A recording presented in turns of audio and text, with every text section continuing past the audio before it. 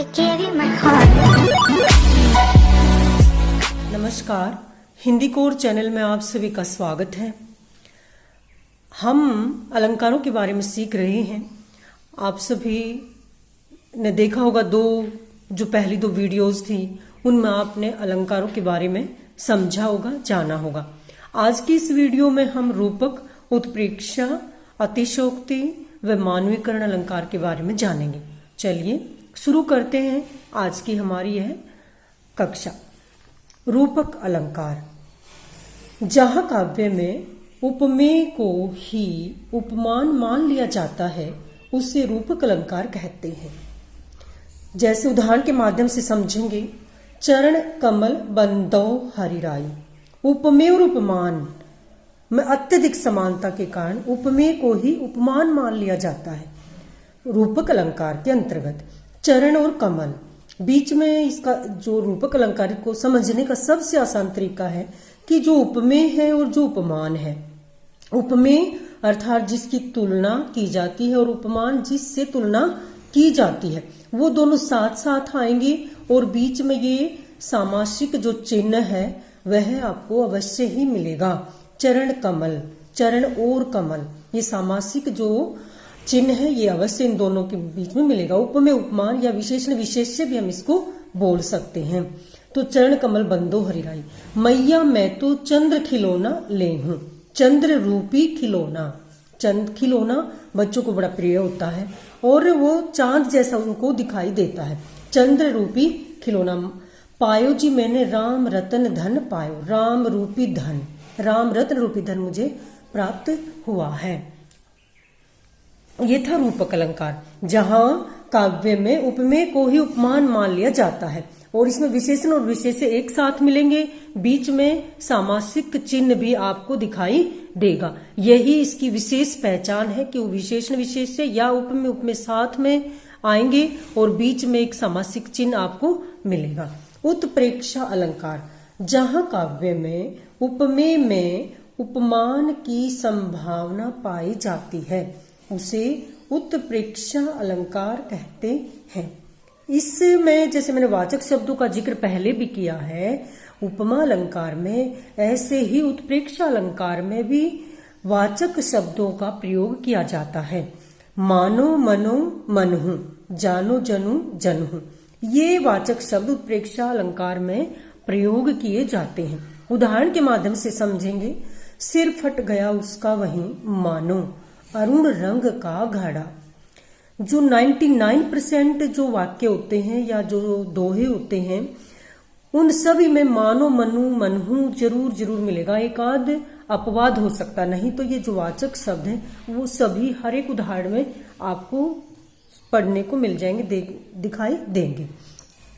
दूसरा उदाहरण है। उस काल मारे क्रोध की तनु कांपने उसका लगा। मानो, मानो, ध्यान रखें कि मानो वाचक शब्द इसमें आया है।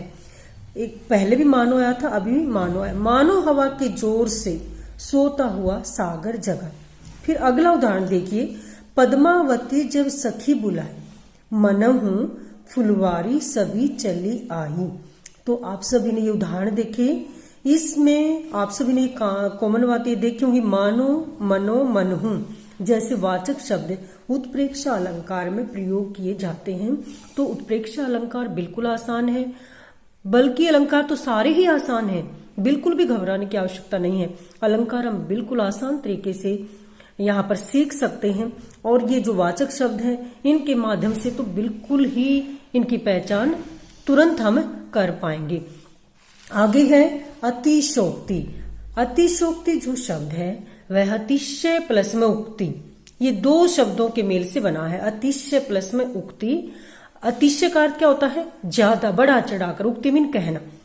अतिशय उक्ति, बढ़ा चढ़ाकर कहना।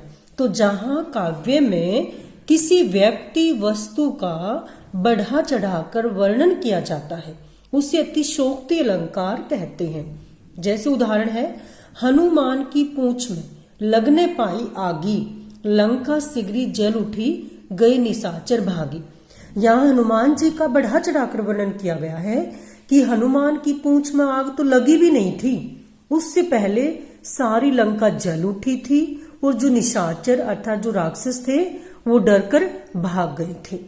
इसी प्रकार अगला जो उदाहरण है, पंखुरी लगी गुलाब की पड़ी है गात खरोंट, कि भी किसी का इतना कोमल गात, इतना कोमल शरीर कि अगर गुलाब की पंखुरी, गुलाब के फूल की पंखुरी पहले से बड़ी मुलायम होती है, अगर वह उसके शरीर पर फेंक कर मारते हैं तो उसका भी निशान पड़ जाता है। किसी के शरीर की कोमलता का वर्णन इसमें किया गया है कि पंखुरी लगी गुलाब की पड़ी है गात खरोंट। तो जहां काव्य में किसी व्यक्ति वस्तु स्थान का बड़ा चढ़ाकर वर्णन किया जाता है उसे अतिशयोक्ति अलंकार कहते हैं। अगला है मानवीकरण अलंकार। नाम से ही पता चल रहा है हमें यहाँ पर मानवीकरण, यानी कि किसी का मानवीकरण किया गया है, मनुष्यों की भांति वर्णन किया गया किसी का। किसका? जो प्रकृति है, जो हंसती नहीं है, जो बोलती नहीं है, परंतु सजती संवरती भी नहीं है, परंतु जो मानवीकरण अलंकार है उसमें उस प्रकृति का मानवीकरण किया गया है। मनुष्यों की भांति उसकी तुलना की गई कि मनुष्य जैसे हंसते हैं वैसे पेड़ पौधे भी हंस सकते हैं, बादल भी सज संवर सकते हैं। तो इसकी परिभाषा क्या होगी? जहां काव्य में प्रकृति पर मानवीय भावनाओं का आरोप हो उसे मानवीकरण अलंकार कहते हैं।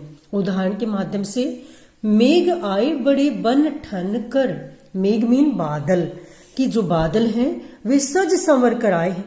आप सभी को ने देखा होगा कि जो बादल है वो कभी सजते संवरते नहीं है, परंतु कवि की कल्पना कि मेघ जो बादल है वो सज संवर कर आए हैं।